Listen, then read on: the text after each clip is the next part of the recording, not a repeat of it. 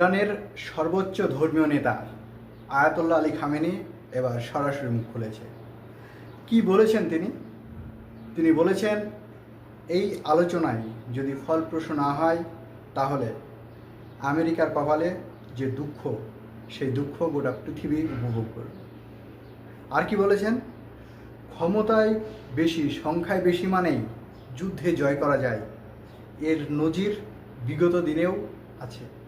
অর্থাৎ ক্ষমতা বেশি, পারমাণবিক শক্তি আছে, যুদ্ধ জাহাজ আছে, যেভাবে আরব সাগরে নিয়ে এসে মহড়া চালাচ্ছে আমেরিকা, তার মানেই যে আমেরিকা জিতবে এমনটা কিন্তু নয়, ইতিহাস সাক্ষী আছে।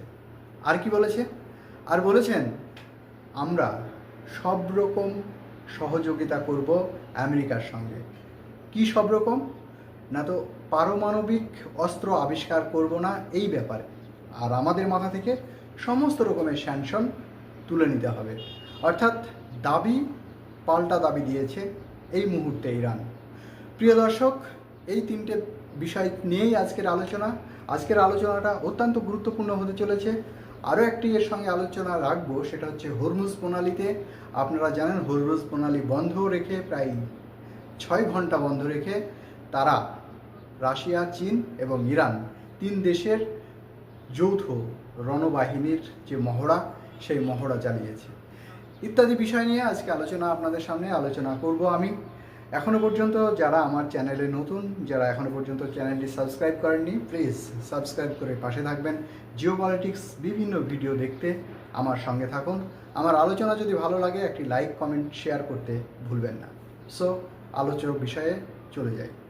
আপনারা দেখেছেন দীর্ঘদিন মধ্যপ্রাচ্যে যে উত্তেজনা, সেই উত্তেজনার পারদ দিন দিন বেড়েই চলেছে।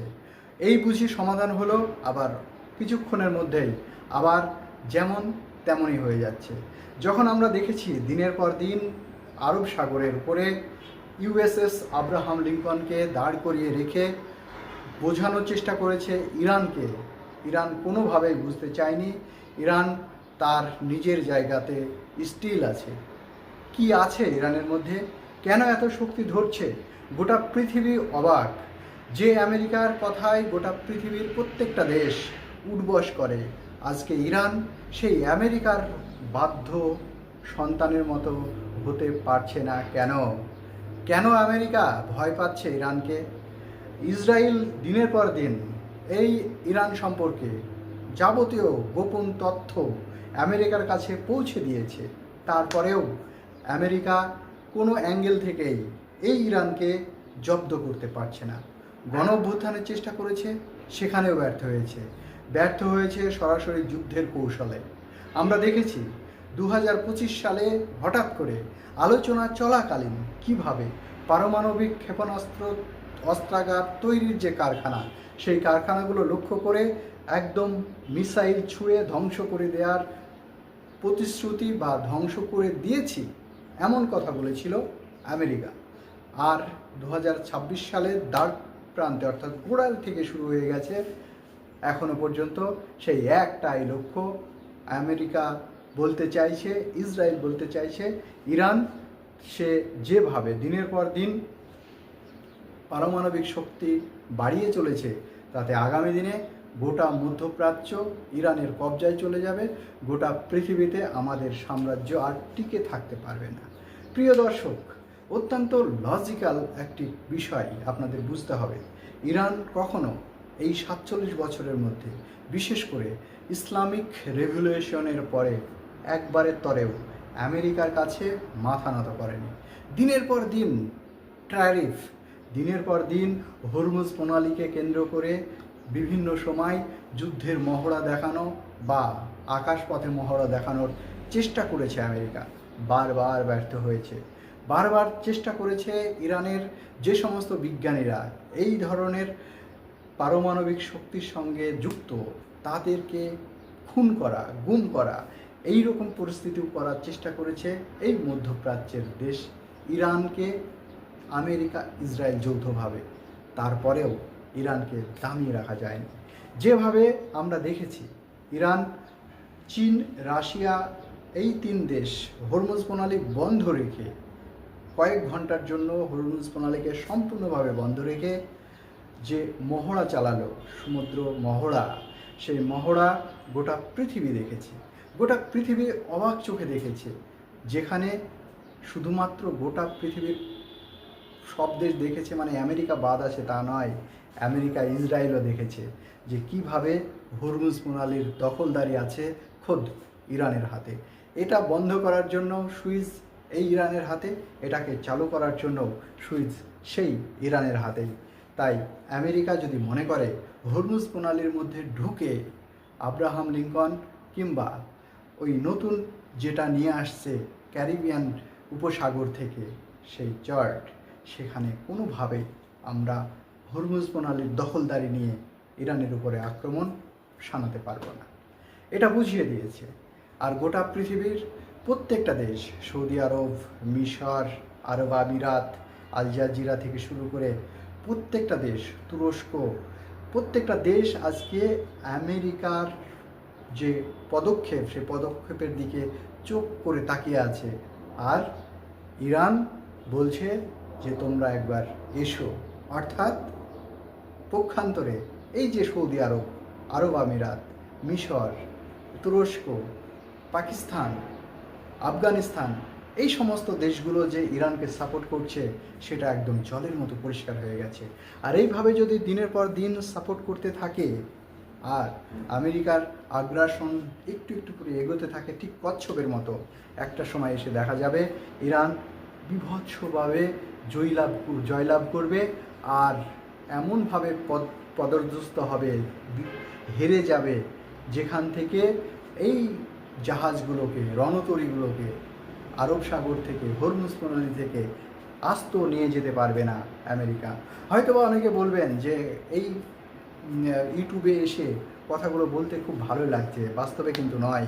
বাস্তবে যে এটাই সত্য সেটা জলের মতো পরিষ্কার হয়ে গেছে। প্রিয় বন্ধুরা, প্রিয় দর্শক, আপনারা বিভিন্ন সংবাদ মাধ্যমে যেমন জানতে পাচ্ছেন, আমি এর আগে যে এপিসোডগুলো বানিয়েছি সেখান থেকেও জানতে পারবেন যে আমরা কিভাবে প্রত্যেকটা সময় আল জাজিরা থেকে শুরু করে আমরা the Times of Israel, Times of America, Times of New York paper, বিভিন্ন গুগল সফটওয়্যারগুলো যেভাবে ফলো করছি, প্রত্যেকটা মুহূর্তে আপডেট, সেই আপডেট থেকে উঠে আসছে যেগুলো, এই মুহূর্তে যদি যুদ্ধ শুরু হয়ে যায় তাহলে ইরান যে জয়ী হবে সেটা আমেরিকা, ইসরায়েল খুব ভালোভাবে বুঝতে পারছে।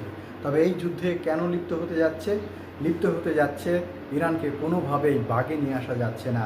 অর্থাৎ ইরানকে কোনো রকমে এই যুদ্ধ কৌশলের মধ্য দিয়ে কিছুক্ষণের জন্য 1 ঘন্টা 2 ঘন্টার মতো যুদ্ধ হবে এবং খুব দ্রুত এই যুদ্ধকে তুরস্ক, সৌদি আরব সবাই মিলে একসঙ্গে বসে বলবে যে ঠিক আছে, আমেরিকার টোটালে যে সমস্ত স্যাংশনগুলো লাগিয়ে রেখেছে ইরানের উপরে সেগুলো যেমন তুলে নিচ্ছে, তার সঙ্গে সঙ্গে আমেরিকার দীর্ঘদিনের অভিযোগ যেটা ইরান পারমাণবিক অস্ত্র আবিষ্কার করছে সেখান থেকে একটা সুন্দরভাবে চুক্তি করে বেরিয়ে আসতে চাইছে এই যুদ্ধ খেলা থেকে।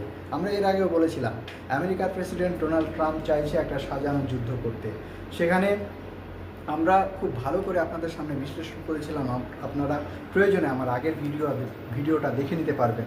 আমি সেখানে কিভাবে বলেছি যে মার্কো রুবিওকে দিয়ে বলিয়েছে যে আমি সরাসরি খামেনির সঙ্গে কথা বলতে চাই এবং আমরা একটা সাজানো যুদ্ধ করতে চাই, যেখানে থেকে একটি সাজানো যুদ্ধ করে গোটা পৃথিবীকে জানান দেব যে আমরা একটা কৌশলী অবলম্বন নিয়ে আমরা যুদ্ধ শেষ করলাম। কিন্তু খামেনি কোনো প্রকারে কোনো এই ধরনের আলোচনায় যেতেই চায় না।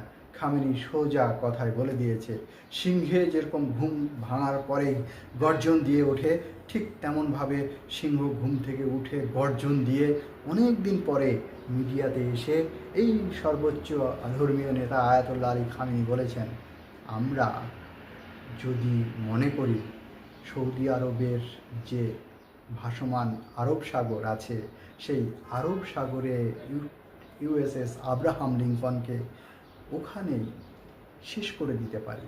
অর্থাৎ তোমার যত রকমের সিস্টেম থাকুক না কেন, আজকের দিনে দাঁড়িয়ে আমরা যেভাবে সাবমেরিন বলুন, মিসাইল বলুন, ক্ষেপণাস্ত্র বলুন, রাডার সিস্টেম বলুন, ফাতা 1, ফাতা 2 থেকে শুরু করে চারিদিক থেকে এমনভাবে শক্তিশালী রণকৌশল নিয়ে সাজিয়ে গুছিয়ে বসে আছি। আমার দেশের হারানোর কোনো কিছু নাই, আমার দেশে জেতার আছে। তাই আমি আগামী দিনে জিততে চাই। আমি জিতার লক্ষ্যে মাটিতে নামবো, আকাশে নামবো, জলপথে নামবো। যেখানে ইচ্ছা সেখানে তুমি আসতে পারো, আর সেখানেই তোমাকে ইতিহাসের শ্রেষ্ঠ শিক্ষা দেওয়ার জন্য আমি অলওয়েজ ওয়েট করছি, অপেক্ষা করছি। তুমি তোমার জন্য তুমি আসতে পারো। প্রিয় দর্শক, আমরা যেভাবে ভেবেছিলাম যে যুদ্ধটা হয়তো বা আলোচনার টেবিলে যেভাবে সুন্দরভাবে এগোচ্ছে, হয়তো বা আলোচনার মধ্যে সমাধান হবে, শেষ পর্যন্ত আলোচনার মধ্যে সমাধান হচ্ছে না। তাই বলাই যায় আমরা আগামী দিনে হয়তোবা খুব দ্রুতই একটি যুদ্ধ মহড়ার সম্মুখীন হতে চলেছি। তাই প্রত্যেকে সজাগ থাকুন এবং যত্নবানে থাকুন, চোখ রাখুন সবসময় সব এলাকা থেকে। প্রিয় দর্শক, আপনারা যারা এখনও পর্যন্ত ভাবছেন যে ইরানের উপরে এই যুদ্ধ আগ্রাসন আমেরিকার ভুল, আমেরিকার দোষ, ইসরায়েলের মদতে আমেরিকা করছে, অবশ্যই একটি কমেন্ট করে আপনার মূল্যবান মতামত জানাতে ভুলবেন না। প্রিয়, অসংখ্য ধন্যবাদ শেষ পর্যন্ত থাকার জন্য। এরকম জিওপলিটিক্যাল ভিডিও দেখার জন্য আমার সঙ্গেই থাকুন, সাবস্ক্রাইব করুন, পাশে থাকুন।